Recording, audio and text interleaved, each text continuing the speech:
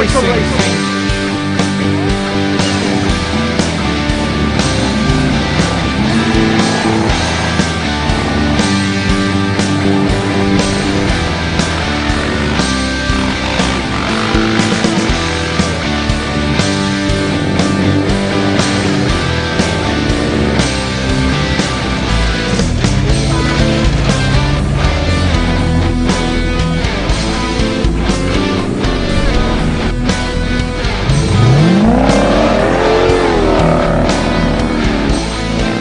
On this week's show, we bring you all the highlights from the latest round of the Africa Off-Road Series. This time, the Ottosdal 200, brought to you by N1 4x4 Cruiser and Toyota, your four-wheel drive experts.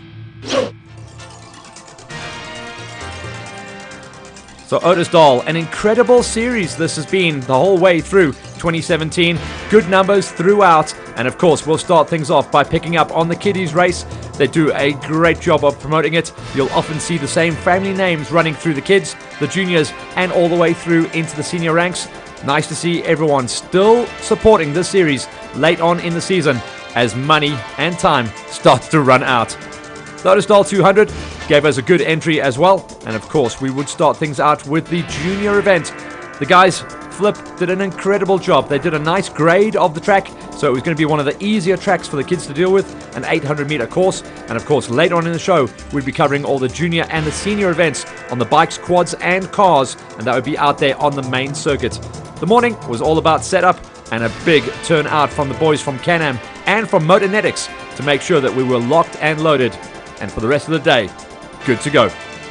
While the medics and the marshals got themselves on point, mums and dads started to fuss as we got ourselves ready for the kiddies race. Of course, before we got the kiddies out there, we were able to hand out the trophies from the previous event. That was the Duran Belt 200. And of course, the whole idea of handing out the trophies at the next event is to make sure the kids line up and turn up and are ready to get going. I love it when the kids turn up for these races as well, because I'm pretty sure they sleep in their boots, their Leop braces and their full MX kit to make sure they are ready for the next day's race. And of course, we know that the kids sometimes have to suffer a little bit. They are the first event of the day, often meaning that they go out in freezing cold conditions. So the kids get tough, they get hard, and before that, they get ready to go and line up at the start line. And good entry, like we said, nice entry from the bikes, the quads, and a new entry for the side-by-sides, and that would be watching out for Janko and Zian van Aert in the 63 machine.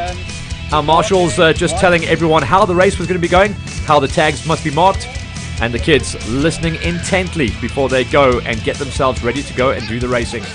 On an 800 meter course, the prediction was to aim for around about a mid-30 as far as lap count goes. The man to beat a whole way through the season has been Loan LaRue, and the 48 Kawasaki rider was the first out to go and test out the terrain. Next out would be Ivan Coetzee would also be in the lineup, as well as Colin Fasaki, Julio Ferreira. Hanyu de Kock on the 158 would definitely be a big threat at this event. Seemed to come out swinging and really enjoyed the way the track had been graded, certainly to his style of riding. Colin Fasaki, one of the bigger kids who was waiting for that move up and hoping that mom and dad are eventually going to get the hint that he needs a bigger bike, and hopefully he can step up onto the 85. Ivan Coetzee on one of what we used to know as the Pee Wee 50s, just the Yamaha twist and goes. And that's the whole idea of these events, to make sure the kids are locked and loaded and just love their time out there. A couple of guys getting onto their spare machines, making sure that we just didn't know who they were, so apologize for that for the riders on the 32 and the 34 machines, but nonetheless they were all doing a fantastic job. Loan LaRue on the 48s, like we said, the man to beat on the season so far, but this time around he was matched by Hanyu de Kock, and they were equal on laps as they reached the halfway marker of the event. Pinned wide open, and that's the whole idea of the track layout. They try and keep it relatively technical, super safe, so the whole thing was graded around about a lane wide the whole way. Some of the felt was left virgin, so the kids could actually get some lumps and bumps going there, but there were a couple of flat out straights where they could really stretch their legs. An 800 meter track, getting close to a kilometer, so not too hard for the kids, and they'd have plenty of time to come into the pit zones and grab a little bit of lubrication for the bikes if it was needed, and also grab a splash and dash drink. 800 meter track, the guys would eventually top out at just under 40 laps, meaning that they were out there for, give or take, half an hour to 40 minutes worth of racing. That's good numbers and great experience going forward before you get out onto the main circuits. Throughout the race, Loan Leroux, who was on the 48 machine, eventually started to drop his pace a little bit late on, and it was João Paulo Ferreira on the 23 machine and Hanyu de Kock that were in a ding-dong battle. They would eventually go on and tag 37 laps all in all, with Leroux on 36, Julio Ferreira on the 30, Colin Fasaki on 29, Vian Kutsia on the 21, and the small Pee-wee 50 of Ivan Leroux on a 17. The 120 of Vian Kutsia here on a twist and go 50cc. Twist and go meaning there isn't a gearbox for the guys to have to deal with. It is just the throttle. Unfortunately, a late race crash coming in from Colin Fasaki, one of the bigger kids out there, just tucking the front. What we did find with this track, because it was such a short 800 meter circuit, it powdered up, dusted up, and what ruts were there halfway were not there with a couple of laps remaining. They're just chunked out. Rider 34 just showing that even on a smooth circuit like that, it's still testing and you still suffer from that arm pump. Arm pump comes in when you're just hanging on a little bit too hard, and the kids know exactly what they have to do. It's so hard when mom and dad say relax, but you know what? You've got to hang on to them bars. As they get older, they'll realize that hanging onto the bike with the legs is easier with the arms. It's a tricky thing to explain to the kids at this young age, though. Right now, the marshal's doing a great job there, bagging and tagging, so the kids' helmets get full of stickers. And that is all about the countdown to how many laps they've done. That is how they score the timing. Vian Kutsia just getting a little bit tired there, getting awarded with his tag. The flag has come out already. João Paulo Ferreira getting the win on 37. Just behind him, Hanyu de Kock on the same number of laps, but with a slower lap time, dropping him down to second place. And our winningest rider on the tour, Johan Leroux, on third place with a 36 count. A last little push across the line for Vian Kutsia, and he tags his 21st lap and is credited with his 6th place finish. In the kids' buggies, or the side-by-sides, Devon Renneke and Kwaka Olivier, they get themselves lined up to go out there, and they have new competition this time around in the 63 form of Janko and Zion van Aert. They'll also be going up against Aiden Mostert, the one and only Clear Air Quad, and these are our new kids on the block with a new vehicle. Doesn't run the same top speed as Devon Renneke and Kwaka Olivier's machine, so they would eventually be going a little bit slower lap per lap. These guys are able to run around about 28-30 laps on average to see who could come out as the best of the rest. I know it doesn't look like much of a race with only 3 vehicles on it, but the whole idea is that year on year we will see growth, we will see development, and the whole idea is to get these kids out there. Normally you'd see a vehicle like this just playing in the veld behind someone's house or on someone's farm, and this is a chance to go and actually compete. Competition always breeds more competition. So no doubt next year we'll see a couple more kids lining up with new machines, different machines as we go forward, and we are so excited to keep going forward with the Africa Off-Road Series into 2018. Christmas is just around the corner, so the kids will be hoping for some new developments on their vehicles, maybe a new model, and then that old model gets handed down and someone else can come and join the fray. So we're expecting some side-by-side racing quad action for 2018 of between 6 and 7 vehicles all in all. Tough to overtake sometimes. So for Devon Renneke and Kwaka Olivier, who were running the fastest laps out there, sometimes they had to be extremely patient and wait for that moment to make the pass on Janko and Zion van Aert. That's also good training and experience, because when they get up and into the senior ranks, that judgment call of knowing when to make the safe pass is all important. After the halfway marker of the race, Kwaka Olivier decided to step out, and Devon Renneke was just doing all the driving by himself without a navigator, meaning his car was running a little bit lighter, a little bit looser, and he could just have an absolute jaw out there. The flag came out, and it was the 100 machine once again that completed the most laps. That was 30 all in all from Devon Renneke and Kwaka Olivier when he was in the car. Aiden Mostert took the big win in the quads, 30 laps in hand for him, and Janko and Zion van Aert tagging a 28 lap. On the bikes then, confirmation 37 laps in hand for our race winner. That was Ferreira ahead of Hanyu de Kock, and Loan Leroux has to step down to 3rd place this time around. That's the lowest finish he's had on the season. In the kids' cars, no surprise to see Devon Renneke and Kwaka take the win ahead of Janko and Zian van Aert. And in the kids' quads, Aiden Mostert, another big win. Stay with us, because coming up after the break, more racing action from Africa Off-Road.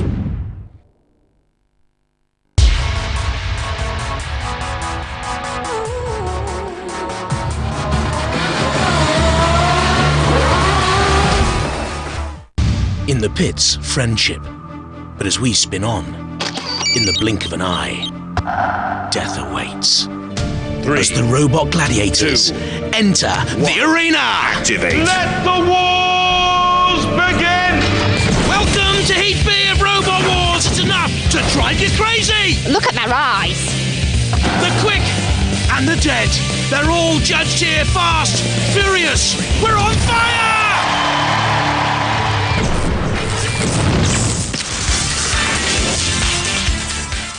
This week on Petrolheads, I find out who's the better presenter between me and Ignition GT's Tumelo Maketekete over some fun exercises.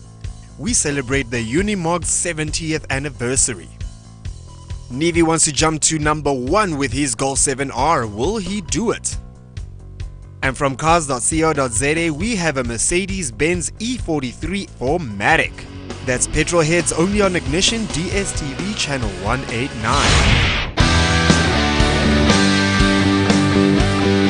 Welcome back to Africa Off-Road, where we have done and dusted with our junior event, and in the lineup queue it is now going forward into the senior quads and the senior motorcycles.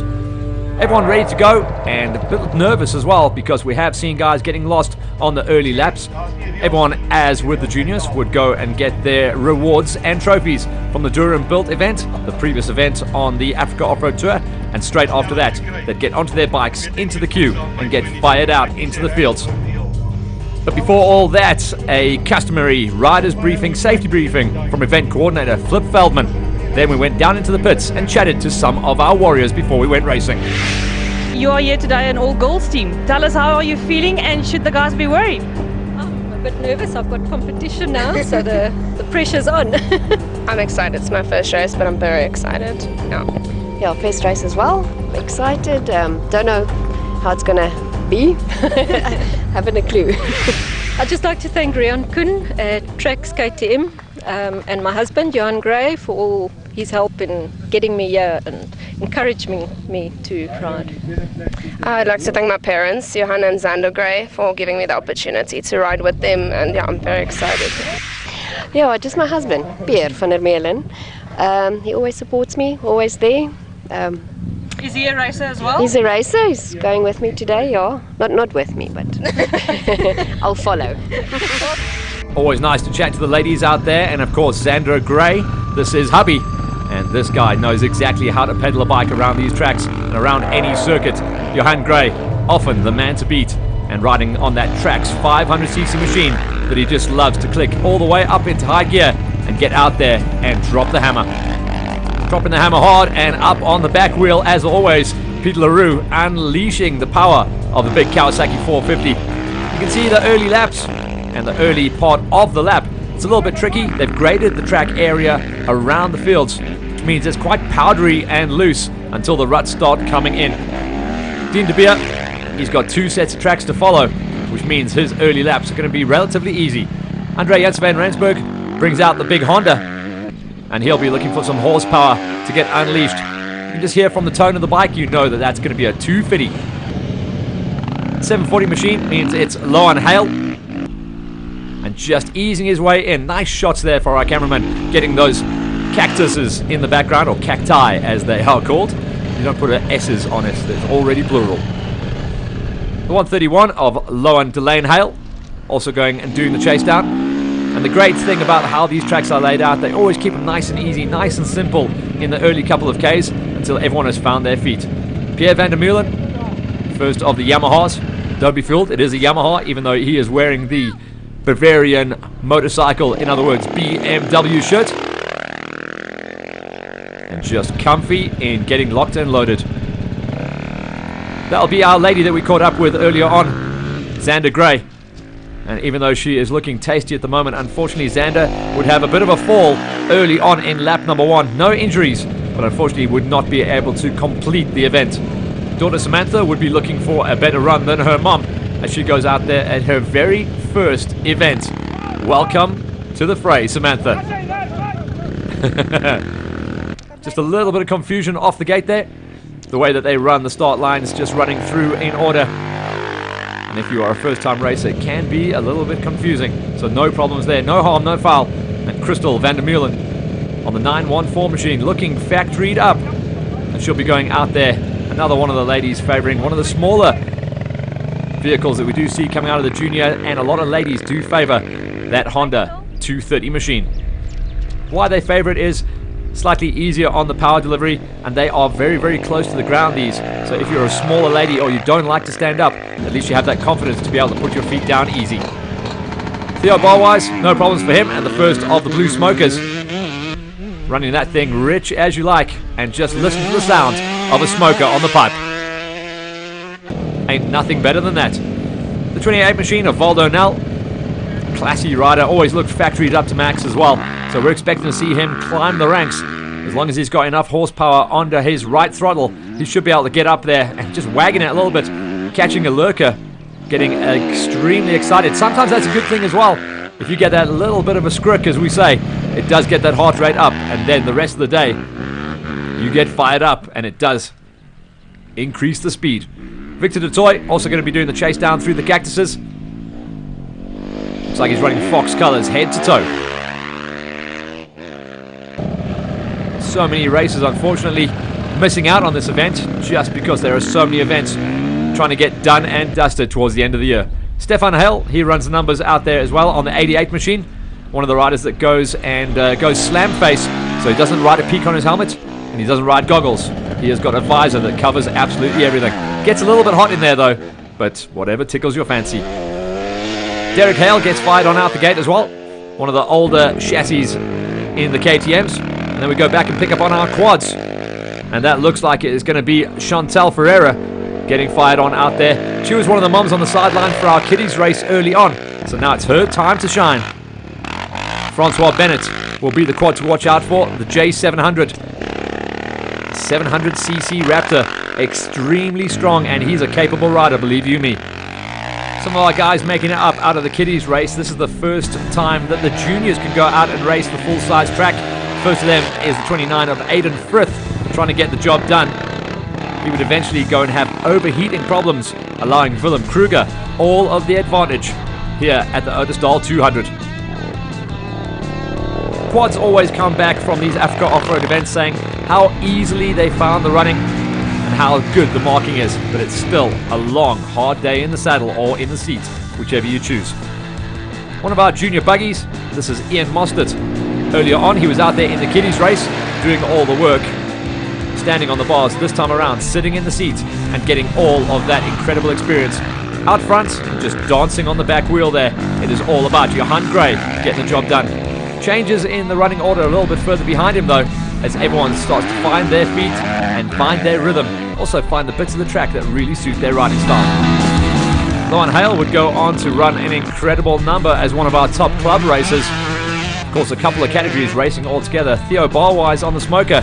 He was in good nick as well, trying to get his way up to a top 5 overall come the end of the event. Big problems there in the early running for the 677 of Peter LaRue. He was our second rider off the gate, unfortunately dropping outside of the top 5 come the halfway marker of lap number 1. 28 of Valdo Nell. He comes herring through, and no big surprise to see the 700 of Francois Bennett inside of a top 10 overall by now, and bringing our junior competitors along for the ride. No signs yet of our lady competitors. Of course, we know that Xander Gray had a little bit of a dive. No injuries, thankfully.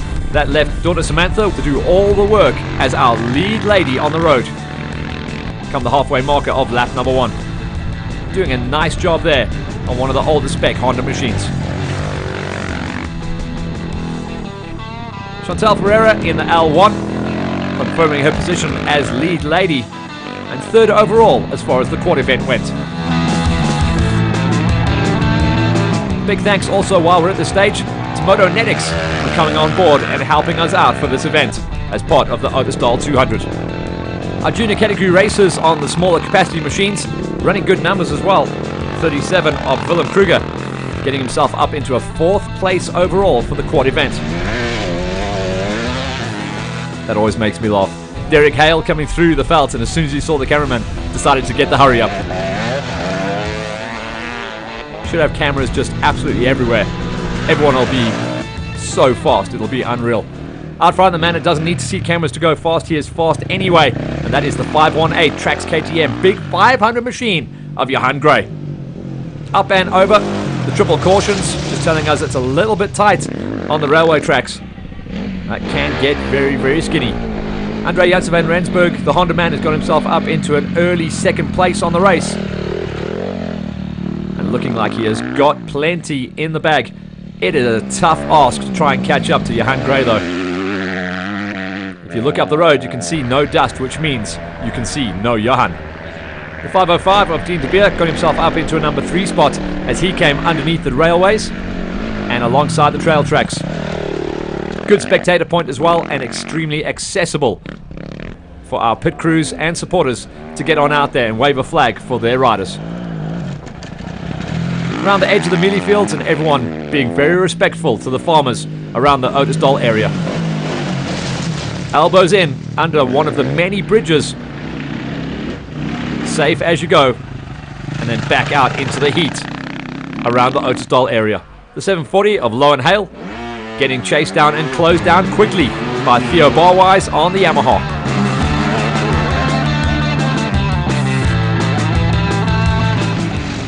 Out onto the tracks then, and keeping up with Lowen Hale, and the first of our quads, the unstoppable 700cc Raptor, the J700 of Francois Bennett. This is the area of the track where the quad can really unleash all that horsepower. Plenty of visuals. You can see something like 2 or 3 Ks down the road, which means it's safe and you can just get gone. Val Donnell trying his best to climb up the racing order. He sits inside of a top 10 overall, closing in on the end of lap number 1 on the 28 machine Yamaha. I like all these shots as well, I've got to tell you, it really sells the series, the Africa Off-Road Series. Nice and easy. If you want to make it hard, you simply have to go faster and try and run the pace out front. But marked clean, marked open, and marked safe. That is the whole idea of trying to build this category and this format of off-road racing to make sure we get more and more people out there in the fields with us. We know South Africa has a massive contingent of off-road weekend warriors, as we like to call them, and we'd love to have them out there racing with us as part of one of these events. Our junior quad race is running the numbers out there just outside of a top 10 as Derek Hale on the 99 gets his tag. 3 seconds of shade before he goes back out there into the fields. 94 of Victor de Toy also doing the chase down. Not as big a numbers as we have seen on the tour at this event, but we always know that late on in the year, late on in the season, bikes break, bodies break, and most of the time wallets break. The wife wants that holiday down at Belito. I know how it feels, my friends. Our leading lady then in the quads, the L1 of Chantal Ferreira, having a consistent ride in the opening stages of the event. She runs the 450 Suzuki machine. They've run 1,000,000 of these off-road national championships, so she's got a good bike underneath her to carry on forward. Stefan Hale running with that slam face helmet. It's probably the same helmet that he uses on a daily basis. And that takes us to the break, so stay with us. More racing action coming at you. Sunoco Speed, South Africa's high-octane motorsport show. Be sure to check out this week's show where we bring you all of the motocross racing action from the North versus South Interprovincial Motocross event at Bloemfontein. We cover all the crashes, all the racing action from the juniors, the ladies, and the pro big bangers. Be sure to tune in to Ignition Channel 189 to check out the show. My name is Yogi Cameron. I used to be a supermodel and lived in a world focused on outer beauty. But I gave it all up when I looked inside and found my true calling, teaching and living the ancient practices of Ayurveda and yoga. I know the body has the ability to heal itself naturally. We just need a guru to show us the way.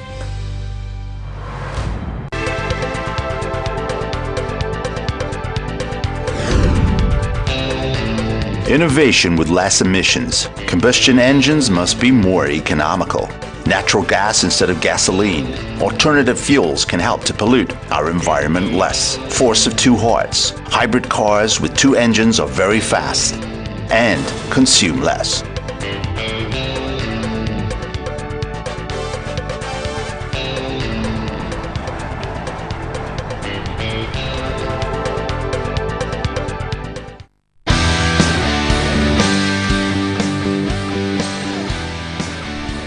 Welcome back to all the racing action from the Ottosdal 200 as part of the Africa Off-Road Series for 2017.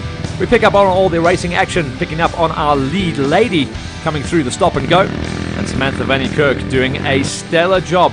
She's in a good shout of being the first lady to come out and win at her rookie race. Unfortunately, Sandra Gray going down the road early on. No major injuries, but she was out of the race. It was up to hubby, Johan Gray, to get the job done, as he was just dominating the event, coming in at the end of lap after lap. Happy chappy indeed.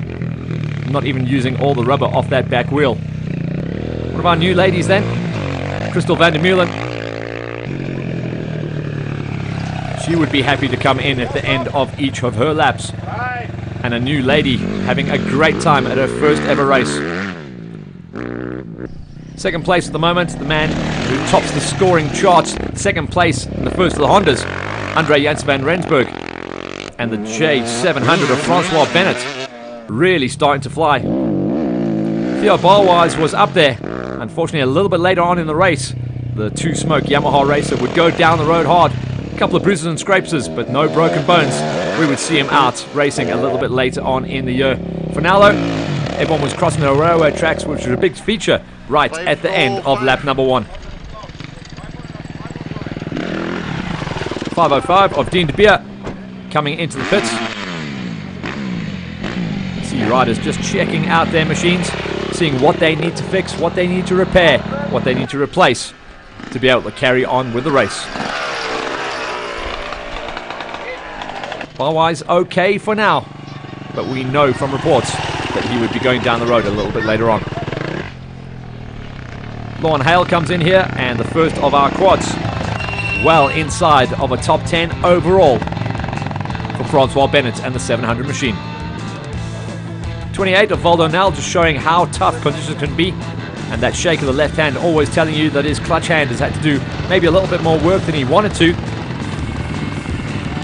He'll be looking for a little bit of a sports massage on that left hand before he can carry on out with his racing action. Pierre van der Meulen coming on through there as well. And unfortunately, Peter Leroux on the 677, losing a ton of time. One of the riders that got a little bit crossed up and lost in the first couple of kilometers of the race. And that lost him a lot of positions. He would be in the dust buffer for the rest of the day. Derek Hale, one of the many Hale contingents. I think 6 all in all, entering into the Ottosdal 200. Chantal Ferreira was keeping her head high. And after waving the flag for her kids in the kiddies race, the kids would now be on the sideline, keeping Mom's spirits up as she was getting ready to go out for her next lap. Stefan Hale in, and then Johan Gray coming through. Untroubled lap after lap. His first lap was dominating, and he seemed to just get faster and faster every single lap he went out there. Samantha Van Kirk did an incredible ride at her first ever event to remain as our lead lady. And in between the laps, the marshals and event organizers were doing a stellar job to keep the dust down on the pit entry. Some of the club racers were bagging and tagging it and getting their trophies. One of those riders was Andre Jans van Rensburg, putting it on the back wheel and celebrating getting his trophy. The 914, one of our new ladies into the racing fray, Crystal van der Meulen, would be happy to draw a line under her racing day. Lauren Hale came through there, and still the leading quad was all about the number 700. Absolute perfection and dominance from Francois Bennett. Barwell was getting the green lights and the thumbs up the whole way through the event, trying desperately to hang on to that top 5 overall. Unfortunately, a couple of riders going down late on in the race, and that included Theo Barwise, Loan Delane Hale, and Sander Gray. And mostly no broken bones, just a couple of scrapes and scratches, and we know we'll have all of our warriors back up and racing shortly. Ian Mostert had a great time in the junior buggy and was awarded his finisher's trophy on the number 8 machine come the end of the event. As slowly but surely we drew a line under the Ottosdal 200 for the buggies, bikes and quads. A nice comeback ride coming out of Peter LaRue on the 677, just managed to squeak his way back inside a top 10 finish. And finally the big high five for the man that dominated the event, Johan Gray, the main man at the Ottosdal 200. Breaking down the categories then, Theo Barwise, a DNF unfortunately, and bagging a ton of DNFs in the junior and senior race, and the Masters, no surprise, the overall and in the Masters category win to Johan Gray. In the junior quads, it was Aidan Frith ahead of Willem Kruger, both just completing the 1 lap, and in the junior cars, Ian Mostert. The rest of the category breakdowns, the OR2 250cc's, it was Dean De Beer ahead of Andre Janse van Rensburg, unfortunately both eventually DNFing. And in the quads, the J700 of Francois Bennett beating out the L1 of Chantal Ferreira. 3 laps apiece. Join us after the break when we go into 4-wheel drive and 4-wheel action. Today on Supercars, high-performance sports cars, luxury cars and legends. The 63rd International Motor Show in Frankfurt.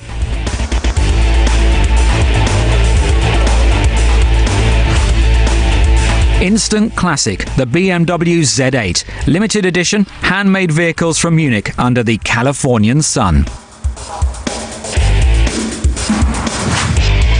And the wonderful world of Emily, on the road in a 1947 Rolls-Royce Silver Wraith.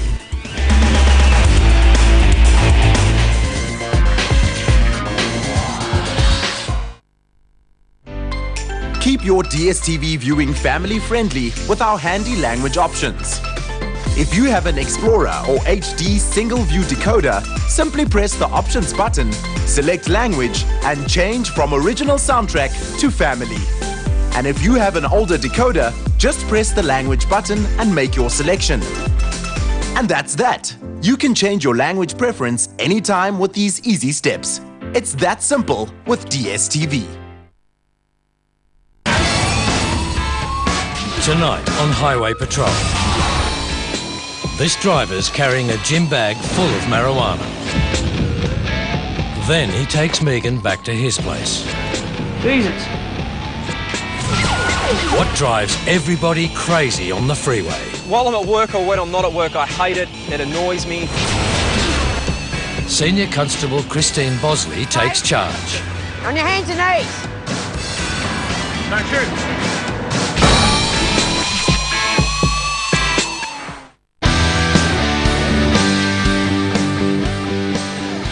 More action from the Africa Off-Road Series 2017, brought to you by N1 4x4 Cruiser and Toyota 4-wheel drive experts.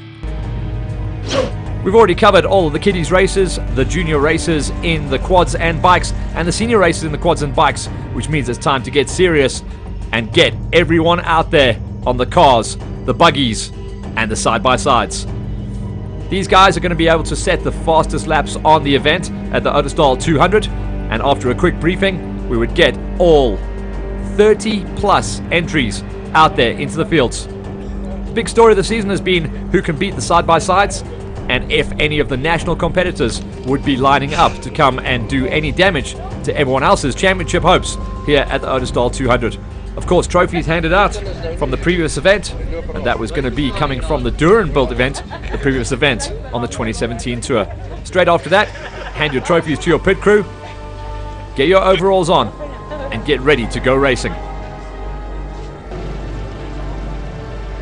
A massive mixture of vehicles, some of the old schools as well, and always great when we get the Baja buggies back into the mix. Side-by-sides have been standouts on the season. They would once again be looking for dominance. and the Leishmans in the G1 would be a big threat here at the Ottosdal 200. For now, everyone was just in the queue, waiting for their marching orders.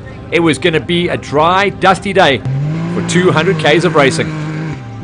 Robbie and Maureen Leishman opened up our racing account as we came out of the cacti and then straight out into the bush. Such an advantage to be first wheel, so you're not taking everyone else's dust. The rest of the cars would be trying to make their way through a little bit of a dust gap, but catching up to the car in front of you was going to be a major problem on the event as everyone started to make their way down the list.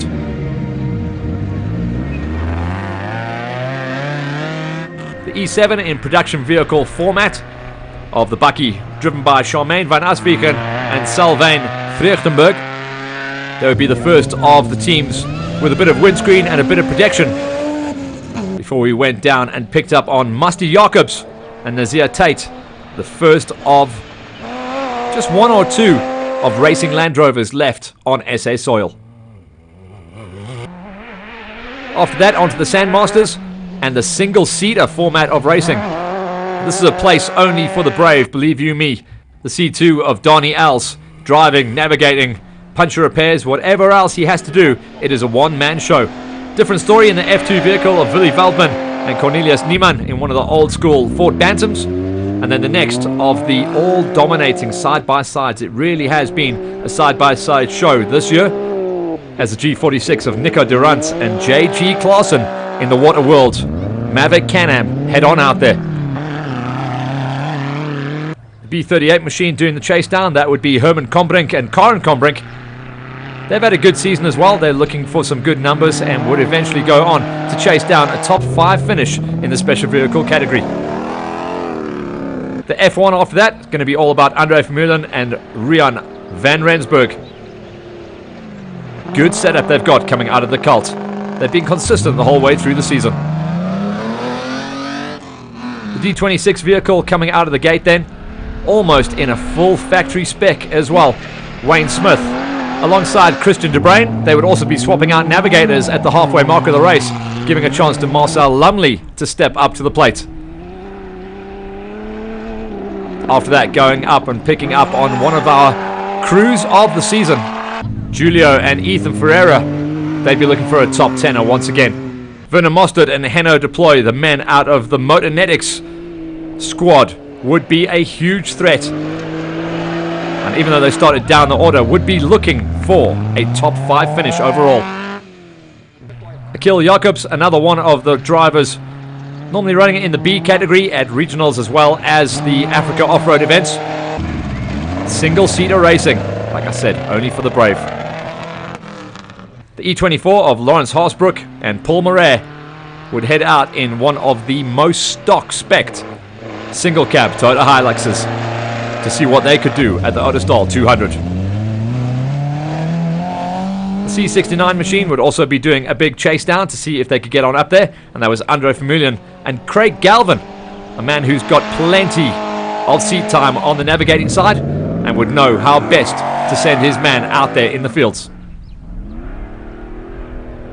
Of the special vehicles, 12 entries coming out of it, and of production vehicles, which interestingly enough does also consist of the entries coming in from the side-by-sides, because they are stock, you buy them and you go racing.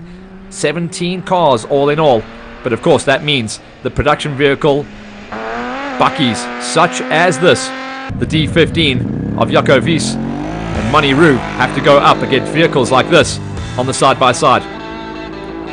The amazing story of about 2017 is, though, that they're able to run very similar times.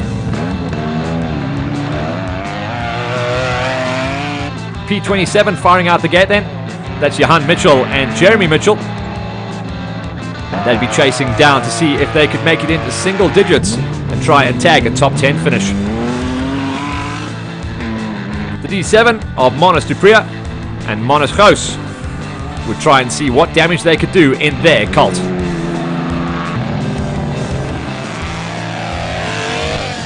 With the rest of the field heading on out there, that meant that lap number 1 was nice and full and nice and busy. And when we picked up on the racing action further out into the fields, it was going to be Dust Bowl racing.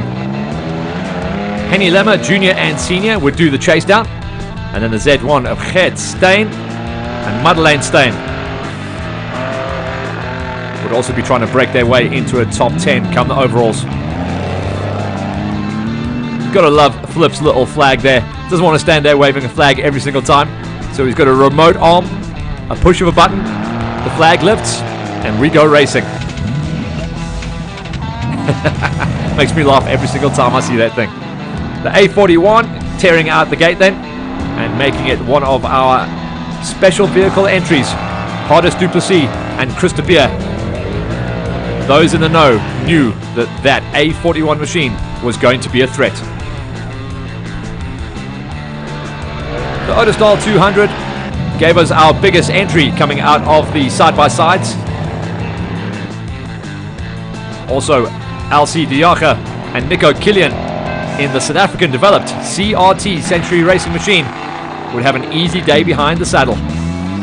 That CRT machine, so easy to drive, fully automated box, just point and shoot. The rest of the vehicles, some of the handmade and homemade machines, and then my favorite vehicle in the lineup, the F15, the Baja Bug. You cannot beat the look and sound of that. Fahim Jacobs and Joe Jacobs in one of the now unfortunately heartbreakingly very rare Baja Bugs. Based on the VW chassis as well, we used to call them the Salamanders.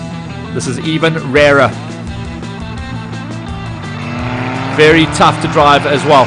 It's going to be a hard day behind the saddle for one of our lower engine capacity vehicles out there. Robbie and Marine Leishman were out front though and absolutely dialed in on the track as they tried to break away from the chasers. The B1 machine of Johnny Walker and Dwayne McGregor were second out the gates and doing the chase down, but Nico Durant and JG Claassen were hammer time in the Waterworld machine. The aggressive driving style was getting them up there into the mix as they chased themselves up into third on the road. Were we going to see the Ottosdal 200 be a side-by-side podium lockout with a first, second and third? Join us after the break as we find out. Mittighofen, a tranquil little Austrian village home to just 6,000 people. This is also where the company KTM have got their main HQ and factory. Going by the motto, ready to race, this motorbike manufacturer produces race-ready bikes that can prove their worth in any race. In the motocross and enduro category, KTM are among one of the world's best manufacturers. 500 new machines are produced daily in the 30,000 square metre factory in Mittighofen.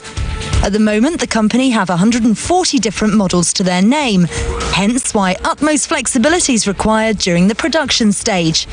KTM not only make hand-finished bikes, but also produce bikes on a mass production level.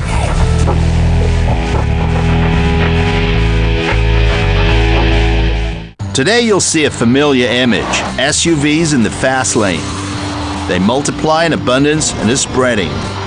Where the mini or luxury off-roader, imposter and off-road dress.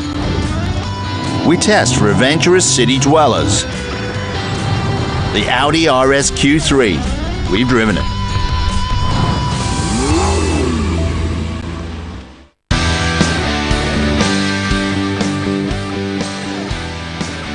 Staying with our continued coverage of the Africa Off-Road Championship Race Series for 2017, the Ottosdal 200, and picking up on action as the rest of our drivers try to figure out how to get the best out of their vehicles and fire themselves further up the grid.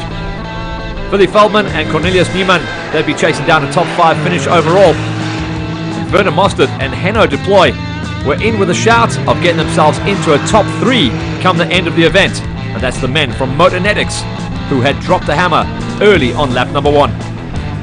The rest of the drivers were still trying to figure out their navigation. A mixture of navigation and marking is the format for the Africa Off-Road Championship Racing Series. So it's not all about just listening to what your navigator says. As the driver, you've also got to watch out for those tags, those danger markers. So very challenging, but very safe indeed, essentially having two sets of eyes trying to figure out where the track is going to be running. Not too much passing happening on the opening lap as everyone fired out the gate, held station.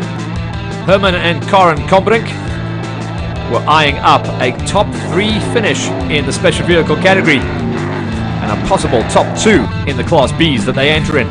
The ladies were doing a standout job once again in the E7, Charmaine and Sylvain. They'd also be chasing down a possible top 10 finish in the production vehicle category.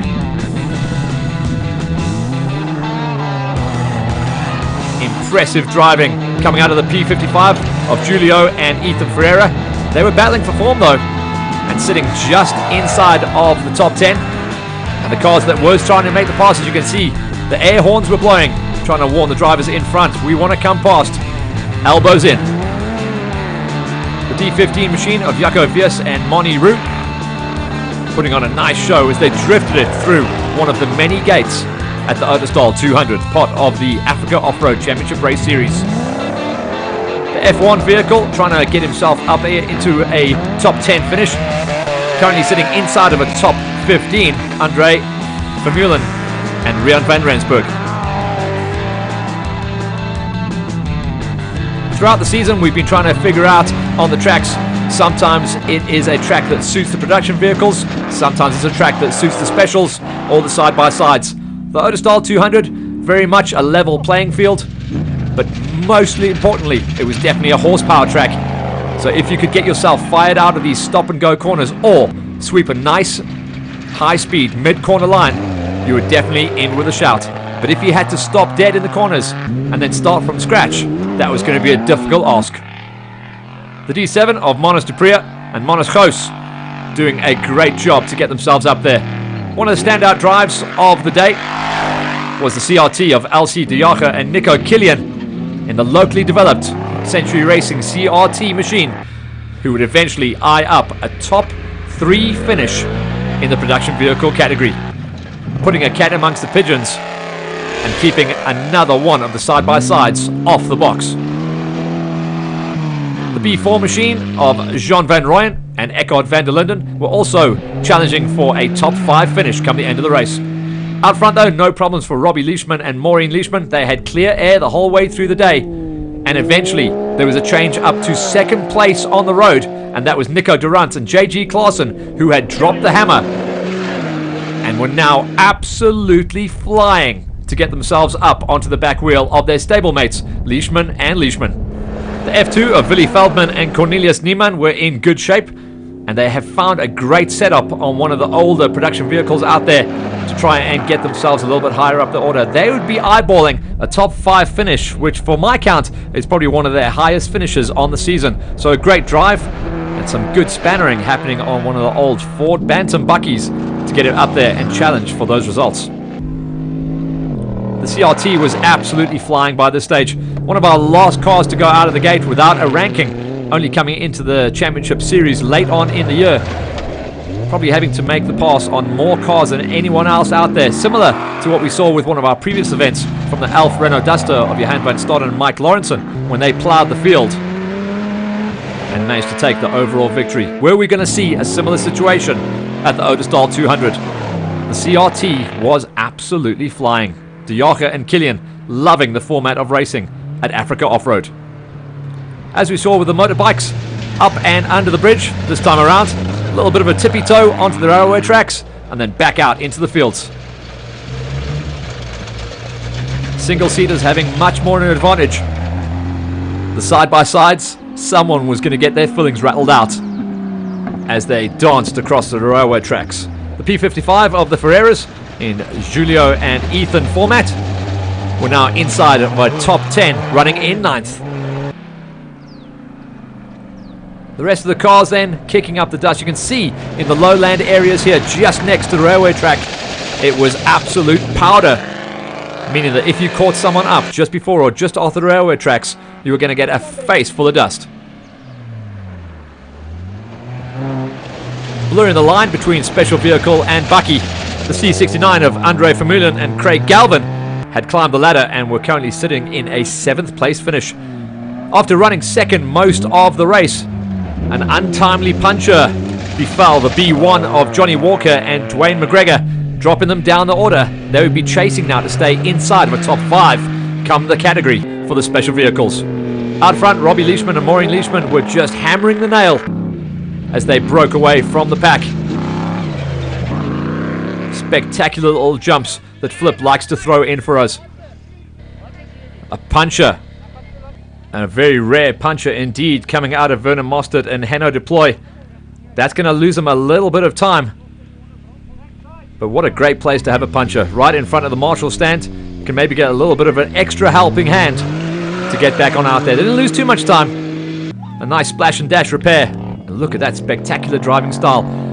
I think this is going to be a pair to watch out for going forward into 2018. Johnny Come Latelys in the championship for 2017, but Elsie Diocha and Nico Killian are a massive threat. But what a drive coming out of Fellman and Niemann. They are on point for a top 5 finish, and underlining that they have really got the setup going.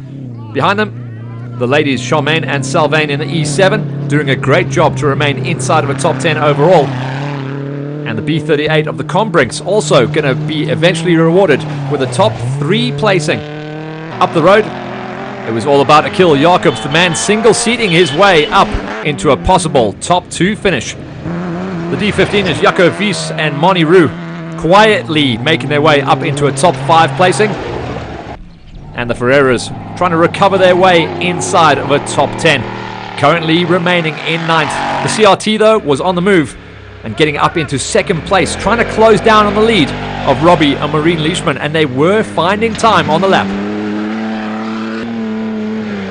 The rest of the drivers just looking to draw a line under the race. Gert Steyn and Madeleine Steyn, they'd got themselves up into 8th place, as the Ferreiras were clearly not in the zone that we have seen them before in the P55.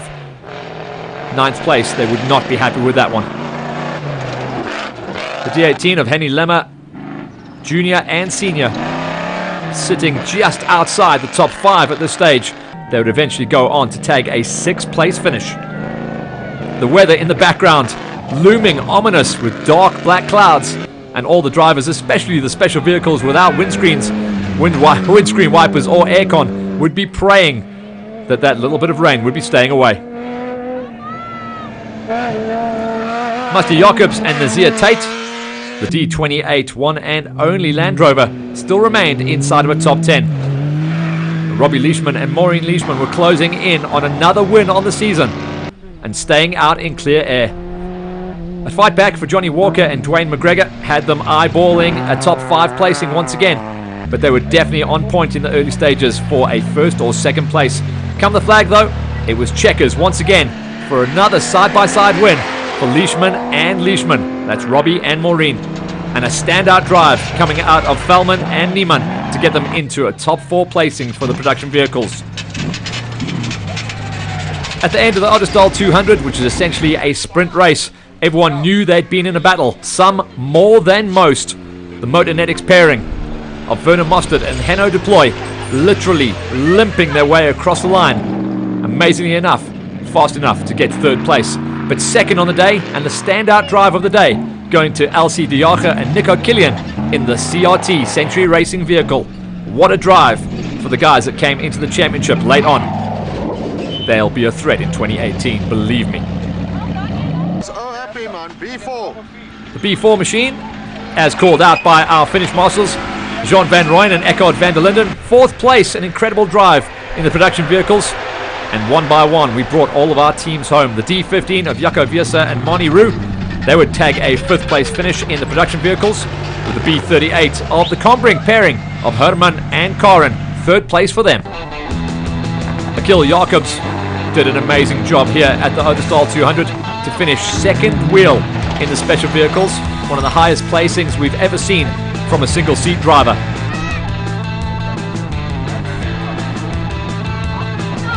Henny, junior and senior, on the Lemmer entered D18. They bring it home just outside of 5th place. 6th place finish for them. And coming back, but unfortunately running out of mileage, Johnny Walker and Dwayne McGregor. A gutsy drive in the B1 machine to eventually get 5th place in the specials. But they were definitely on for a top 2, possibly 3, early on before their puncher. The D28 machine of Muster Jacobs and Nazir Tate, they bring it home in 7th for the production vehicles. And the Z1 machine of Gert Steyn and Madeleine Steyn, 8th place. Great drive for one of our older vehicles out there. The Ferreiras coming in from a bad day at the office, Julio and Ethan in the P55, just inside of single digits. 9th place finish for them. Clearly, they had a rough day at the office. That, amazingly enough, was their gear shifter. And that's why they had a hard one. The B4 machine of Jean van Rooyen and Eckhard van der Linden, just off the box in 4th place in the specials for them. And late on, the C69 as the sun was dropping. Andre Vermeulen and Craig Galvin drawing a line under the event. Here's the official breakdown of the results then in the categories. Class A, Hardest du Plessis and Chris de Beer, they got the win. And then the Class B's, Akil Jacobs taking the big win as a single-seater as well. Great job, Akil. In the Class P's, it was Julio and Ethan Ferreira. Even with their problems, they took the win ahead of Johan Steyn and Roland Smit. And Class C, Andre Vermeulen and Craig Galvin. Jaco Visa and Moni Roux took the win in the production vehicle Class D's ahead of the Lemmers, and Muster Jacobs and Nazir Tate rounded out the podium. In the Class E's, it was the ladies that did the great job, Charmaine and Sylvain, great job for them. And the Class F was Elsie Diache and Nico Killian in the unstoppable CRT. The big bangers up the road in production Class G, Robbie and Maureen Leishman took a flag-to-flag win and beat out their good buddies Verna Mostert and Henno Deploy. So that was it for the Ottosdal 200. Next up on the tour will be the Corsica race from Della Rayville. We'll of course bring you all of that racing action.